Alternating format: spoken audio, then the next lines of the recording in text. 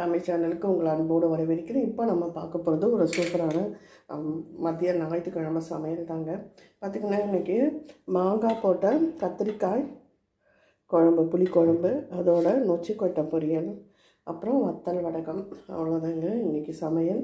இப்போது பண்ண ஆரம்பிச்சிடலாம். ஃபஸ்ட்டு கீரை பொரியல் பண்ணிடலாம். இந்த நொச்சிக்கீரை ரொம்ப உடல்நலத்துக்கு ரொம்ப நல்லதுங்க. வாய்வு இந்த உடம்பு வலி இருக்கிறவங்க அடிக்கடி உங்களுக்கு நொச்சிக்கீரை வச்சுக்கலாம். இந்த நொச்சிக்கீரையை உருளைக்கிழங்கு, சேனக்கிழங்கு, அந்த மாதிரி நம்ம கிழங்கு வகைகள் வறுவல்லையும் கூட நம்ம சேர்த்து வறுக்கலாம். எங்கள் அம்மா இந்த உருளைக்கிழங்கு வறுவலெல்லாம் சேர்த்து வறுப்பாங்க. இதை கொஞ்சம் நறுக்கி போட்டு இப்போ இதை தாளிச்சிட்டு ஆஸ் யூஷுவல் எப்பவும் பண்ணுறா போல தான் பார்க்கலாம். பார்த்தீங்கன்னா கடுகு, சீரகம்,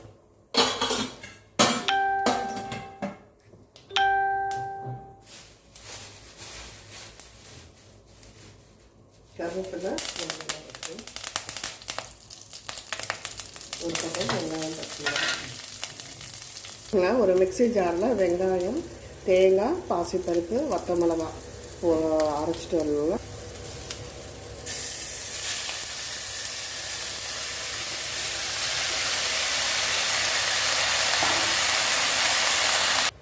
கீரைக்கு நம்ம உப்பு சேர்க்க வேண்டாம். இதை அப்படியே இந்த அலசின தண்ணியிலேயே நல்லா வதங்கி வரட்டும்னு நம்ம பார்க்கலாம்.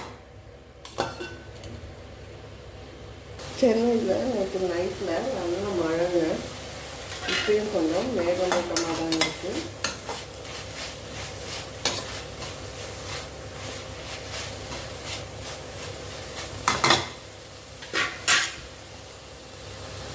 கீரை வேகலாம் கொஞ்சம் தண்ணி தெளித்து கொடுத்துக்கோங்க. நல்லா ஐஸில் தண்ணி தெளித்து கொஞ்சம் நேரம் வேகணும்.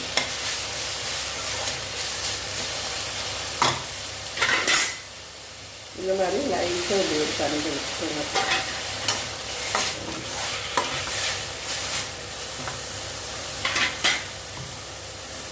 இப்போ பார்த்தீங்கன்னா அரைச்ச விழுத சேர்த்துக்கலாம். 1-2 தான் அரைக்கணும்.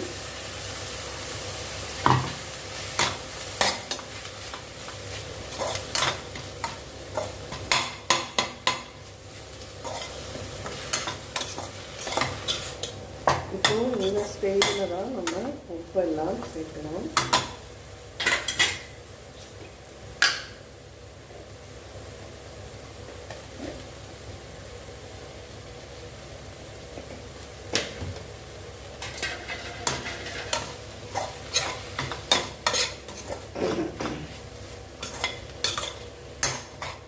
கொஞ்ச நேரம் பச்சை வாழைத்தோடு அது நல்லா வதங்கட்டும்.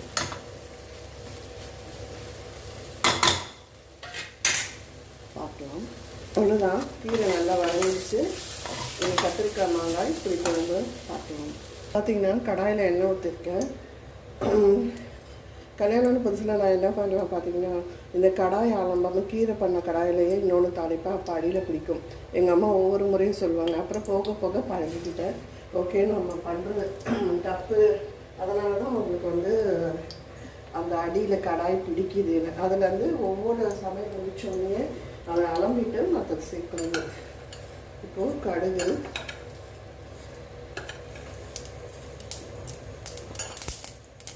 சீரகம், வெந்தயம், வெங்காயம், ஒரு ஸ்பூன் தக்காளி,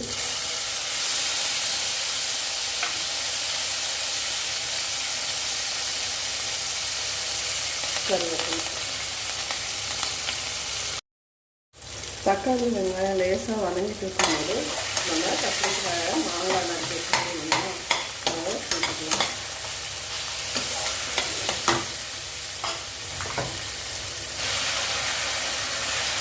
நல்லா தோட்டத்து கத்திரிக்காய் சீக்கிரமே கூட இது வரைஞ்சிடும்.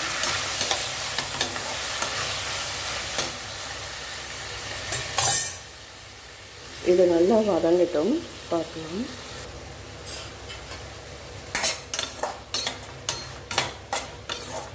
ஸ்டவ்வை ஒரு மீடியம் ஃப்ளேமில் கொஞ்சம் ஏற்றி விட்டு மூடி போட்டுட்டிங்கன்னா அந்த கத்திரிக்காய் நல்லா வெந்துடும். பார்க்கலாம்.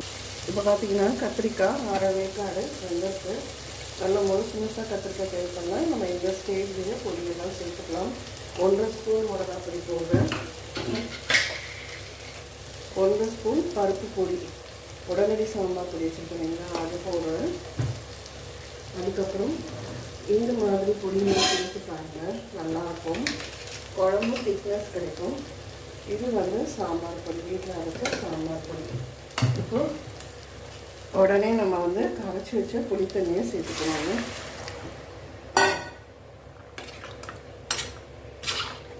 நல்லா குழம்பு கொதிக்க நல்லா திக்னஸ் வரும்.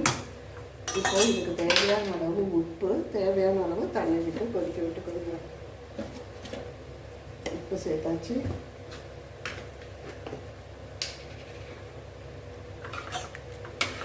இப்போ இது நல்லா கொதித்து வரட்டும், பார்க்கலாம். உப்பெல்லாம் சேர்த்துட்டு நல்லா இதை தழைச்சி கொதித்து வரட்டுங்க, நம்ம பார்க்கலாம். அவ்வளோதான், உங்களுக்கு சூப்பராக குழம்பு கத்திரிக்காய் எல்லாம் குழையாமல் நல்லா முழுசாக ரெடி ஆகிடுதுங்க.